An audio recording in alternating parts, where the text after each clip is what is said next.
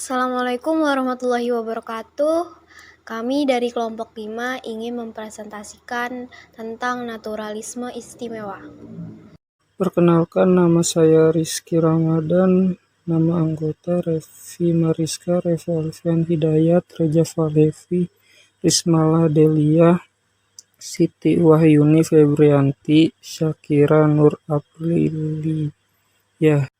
Naturalisme terbagi menjadi dua, naturalisasi biasa, naturalisasi istimewa. Nah, sekarang kita akan mempelajari naturalisme istimewa. Apa itu naturalisme? Naturalisme adalah suatu perbuatan hukum yang dapat menyebabkan seseorang memperoleh status kewarganegaraan.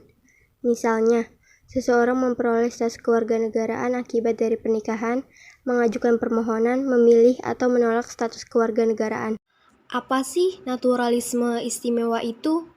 Dalam ketentuan Perundang-undangan Negara Republik Indonesia tentang Kewarganegaraan juga disebutkan adanya pemberian kewarganegaraan Indonesia kepada orang asing secara istimewa.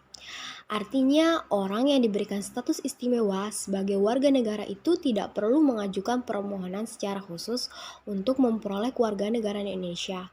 Tidak perlu melengkapi banyak persyaratan seperti naturalisasi biasa. Biasanya, naturalisasi istimewa ini diberikan kepada warga negara asing yang telah berjasa kepada Negara Republik Indonesia atau NKRI.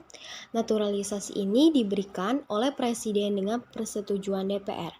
Contohnya, Christian Gonzalez karena sudah berjasa memberikan gol kemenangan untuk Indonesia pada pertandingan sepak bola. Apa sih perbedaan naturalisasi biasa dan naturalisasi istimewa? Naturalisasi istimewa adalah untuk warga asing yang telah berjasa kepada Indonesia dan menyatakan diri ingin menjadi warga negara Indonesia ataupun diminta oleh negara menjadi warga negara. Sementara naturalisasi biasa adalah proses naturalisasi yang diajukan seorang warga asing selama bisa memenuhi persyaratan dan prosedur yang harus ditempuh.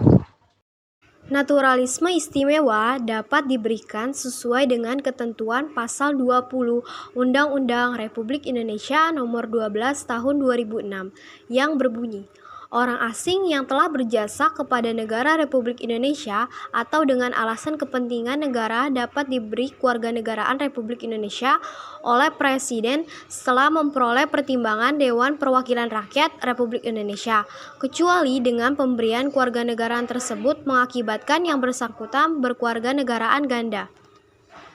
Seseorang selain dapat mengajukan atau memohon kewarganegaraan Indonesia juga dapat kehilangan kewarganegaraan.